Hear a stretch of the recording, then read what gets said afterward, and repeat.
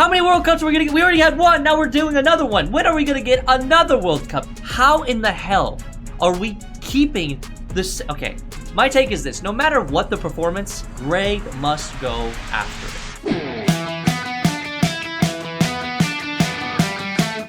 Welcome back to Screaming Soccer. My name's Kevin Show, and I was away for the soccer tournament in Cary, North Carolina, but I am back to talk about another epic tournament in the United States, the Copa America, and specifically to talk about Gregg Berhalter and the U.S. men's national team. Over the years, I've been following the U.S. team more and more, usually watching the national team for Argentina, but it's been growing on me. I've been learning things, you know, I know who to root for, who not to root for, who the enemies are. I'm aware, and I'm gonna be honest, the coaching and fanatic atmosphere, the back and forth, the discourse is very similar to the discourse I've seen supporting the Argentinian national team. Let me explain.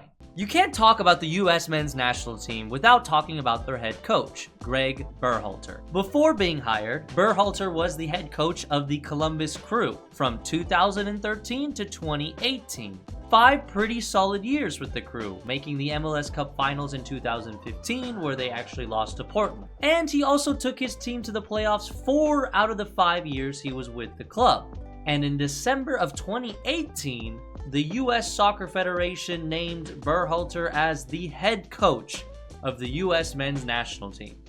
Now, looking since then, it feels like Gregg did what he was supposed to do. The United States was looking to qualify for the World Cup after missing the 2018 tournament. He could not afford to miss the 2022 World Cup in Qatar, which he didn't. The United States qualified, and on top of that, he managed to win several tournaments with the United States in the CONCACAF region after beating Mexico, their biggest rivals, in the Nations League and in the Gold Cup.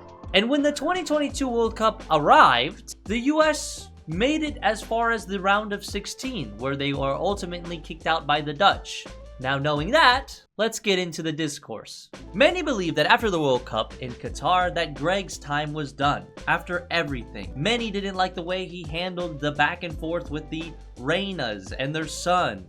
His young team didn't look too strong against a European powerhouse, which I don't honestly think is really his fault. I mean, they were young. Okay, let's keep going. And again, there was a lot of talk of the CONCACAF nations being weaker in the recent years, making his team potentially look better. But he did bring the US back to the World Cup, which again, they missed before. He also helped to develop those young players, gave some of those players their starts, which to me is no complaints. If I'm looking at it from the outside view, which I have been, I thought he was doing all right up until then. Many US fans were well aware that Gregg's contract ended in December of 2022. A perfect time to look at other options. Maybe someone who can manage top players who are playing well in Europe. Oh, they just re-signed Gregg in 2023.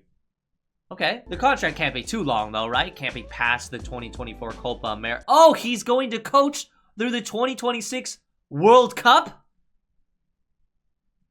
Okay, now I see why everyone is upset. Now I see why Twitter's on fire every day. I am thoroughly shocked by that. I cannot understand in my mind that the Federation sees him and goes, okay, this is what he's done for us so far. Let's just keep pushing in this exact same direction through a Copa America that we are hosting, and then through a World Cup that we are also hosting. How many World Cups are we gonna get? We already had one, now we're doing another one. When are we gonna get another World Cup? This is a time for the US squad to take that home field advantage. How in the hell are we keeping this? Okay, little breather. Let's keep going. Signing Gregg more years, to me, again, already seemed odd.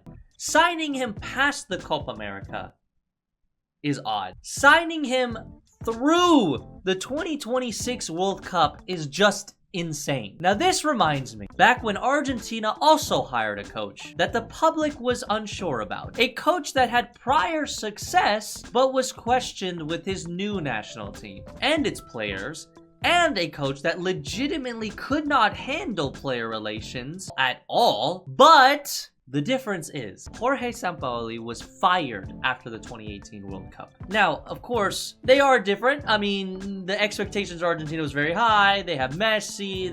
There was a lot of things going into that tournament, and they looked terrible. The U.S. didn't look terrible, just disappointing. And, I think in a normal world, the U.S. getting kicked out by the Dutch isn't that shocking. It was just the way they got kicked out. It was a total embarrassment. It wasn't close at all. But even Scaloni, the current coach of Argentina, didn't really have the background like Gregg didn't. He actually wasn't even a coach. He was an assistant. And they gave him some trust, and look what happened. So I can kind of understand how Gregg got the job at first. I can even kind of understand that he stayed so long, get through the World Cup. I get that. But the U.S. cannot afford to have this golden generation just get absolutely dissolved in the same play style, the same formations, the same starting 11s, with the same coach that can't push this squad even further with all the potential that it has. My take is this: no matter what the performance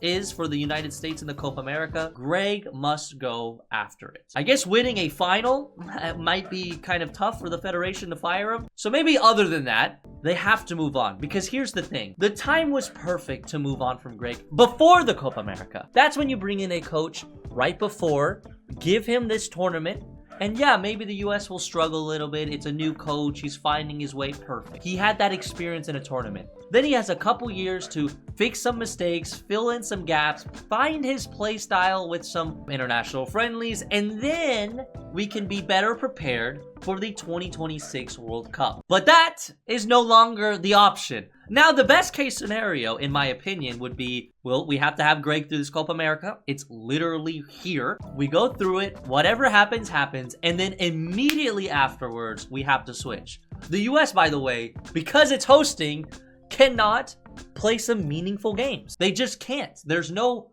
qualifiers because they already qualified. Now, the Copa America is their best chance to, get some real test. Then they just have international friendlies that they have to take as seriously as possible. And then the World Cup's here. All eyes are on the U.S. All eyes are on the U.S. in the Copa America, but specifically, all eyes are on Gregg.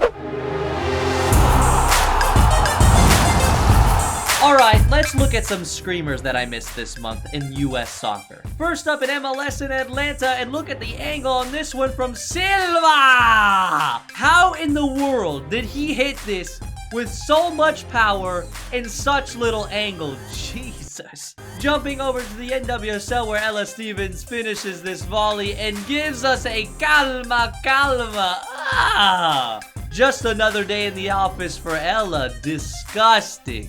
How about this bomb from the USL where Yasuke Hanya makes some space and hits this? Bombazo, Yasuke! Don't even try, keeper. Don't even try. Hey, San Antonio FC. Got any golazos? Oh, golazo! Jorge Hernandez, goal! And last but not least, Julie Doyle from the Orlando Pride finishes this with a tack! Oh, little tack. Unbelievable, Julie. Well, that's all for today. Thank you guys for watching, and let me know your expectations for this U.S. team.